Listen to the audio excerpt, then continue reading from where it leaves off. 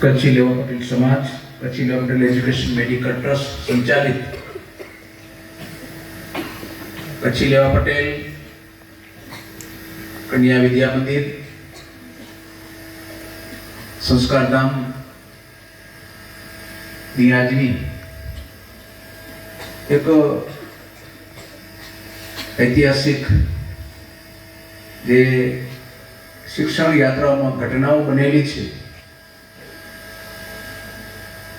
એ પૈકીની આજે આ એક ઐતિહાસિક દિવસની આજની આગની જે આ ક્ષણ છે એમાં ઉપસ્થિત કચ્છી લેવા પટેલ સમાજના માનનીય પ્રમુખ શ્રી વેલજીભાઈ પિંડોરિયા, આપણી સમાજ સંસ્થા જ્ઞાતિના ઉત્કર્ષ માટે સાર્વજનિક કાર્ય કરવા માટે વર્ષોથી પ્રયત્ન કરતી આવી છે. તેમાં ઇતિહાસની જે આપણે એમ કહીએ કે સમાજની કરવટ જે બદલી, જે કેટલી ક્રાંતિઓ થઈ, એમાં શિક્ષણનું ખૂબ મોટું યોગદાન છે. આપણે 1988ના વર્ષને યાદ કરીએ. કન્યા કેળવણીના બીજ રોપાયા અને જોતજોતામાં દીકરીઓએ એટલી બધી હરણફાળ ભરી કે સમાજને વિચારતું કરી મૂક્યું. અને ત્યાર પછી કુમારોનો શિક્ષણનો જન્મ થયો. દીકરીઓ સર્વે પરિવારજનો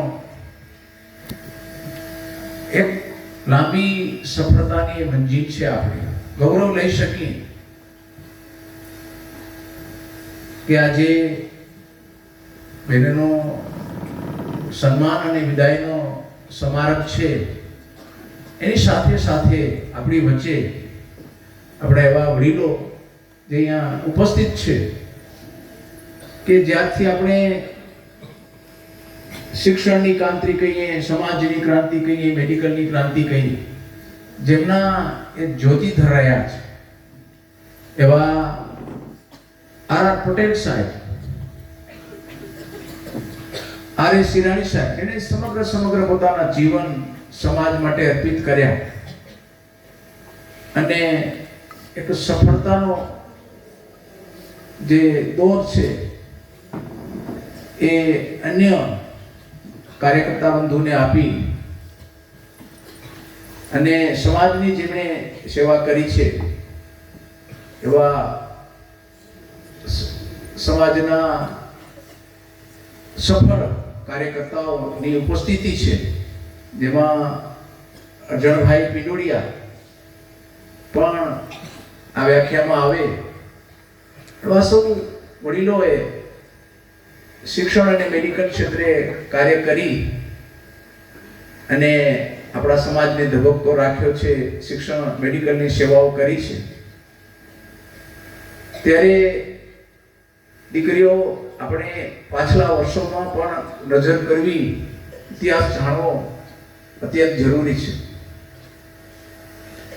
આ સંસ્થામાંથી હજારો દીકરીઓ ન માત્ર શિક્ષણ બલકે સંસ્કાર મેળવી અને પોતાના જીવનમાં આગળ વધીને દેશ વિદેશ સંસ્કારના જે દીવડાઓ જે ઝગમગાવી રહ્યા છે. આ મોટી લેવા પટેલ સમાજ કન્યા સંસ્કારધામ કન્યા શિક્ષણની મોટી ઓળખ છે. આ મોટી સેવા છે અને આનો ઇતિહાસ નથી.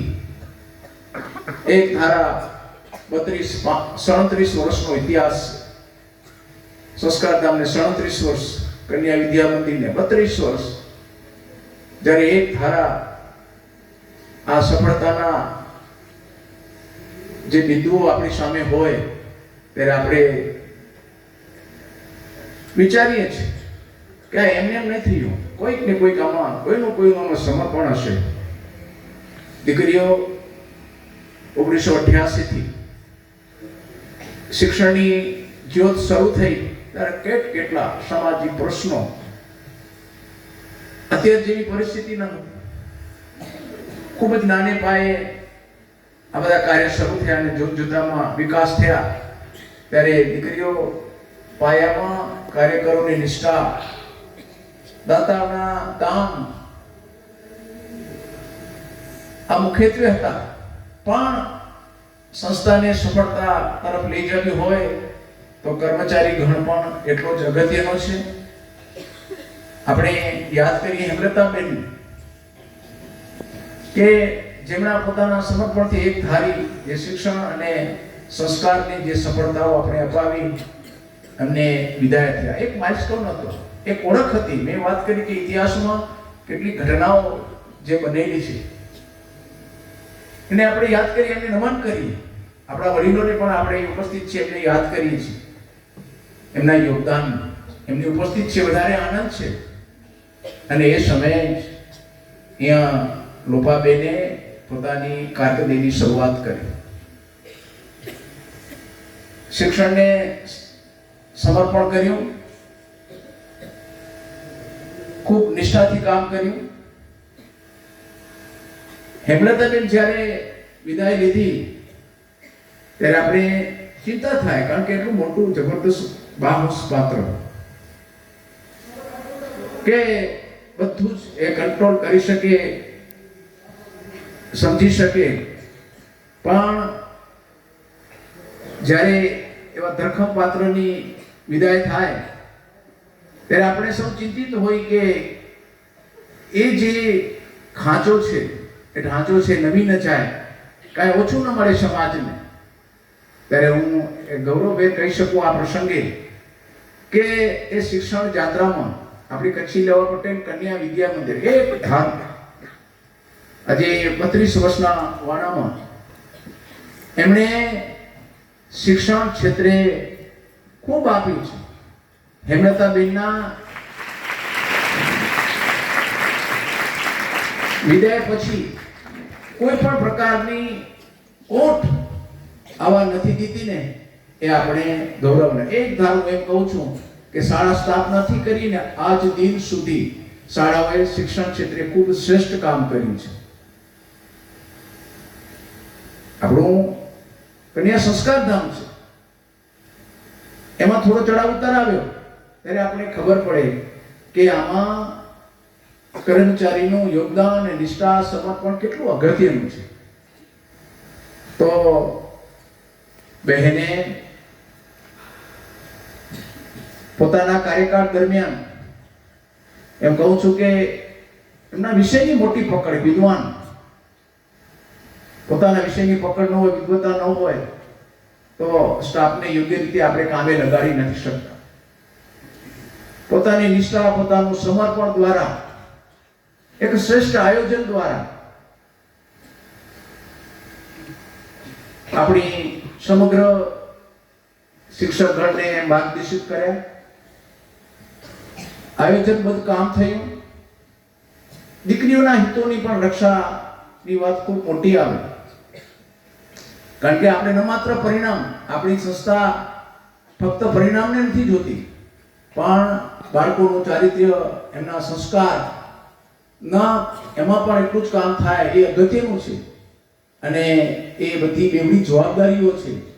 તો અહીંયા આગળ દીકરીઓમાં શિક્ષણ, સારા શિક્ષણની સાથે સાથે સંસ્કારનું પણ ઘડતર થાય, આના માટે ખૂબ મોટી ચિંતા સેવી પડે, સમર્પિતતા દાખવી પડે, નિષ્ઠાથી જ કાર્ય થાય તો જ આ બધું શક્ય બનતું હોય છે. ત્યારે આપણે આજે આપણો ટ્રસ્ટ સમાજ, દીકરીઓ, પરિવારજનો આપણે સૌ ગૌરવ લઈ શકીએ કે આપણે એવું નેતૃત્વ મળ્યું કે જેના કારણે આપણે નિશ્ચિત હતા કે આપણે આ શાળા પરિણામ ક્ષેત્રે કોઈ પણ આપણે તકલીફ નહીં પડે. પણ સમય કોઈનો રાહ નથી જોતો, બદલાવ આવ્યા રાખે. ચાલુ વર્ષે આપણે તમે જોશો કે ગત વર્ષે આપણે ઉજવણી કરી શાનદાર. આ મોટો જે કન્યા રતનધામ, સુરત શિક્ષણ ધામનું આ સર્જન થયું, લોકાર્પણ થયું, મોટો ભવ્ય કાર્યક્રમ હતો, ખુશીનો પાર ન હતો.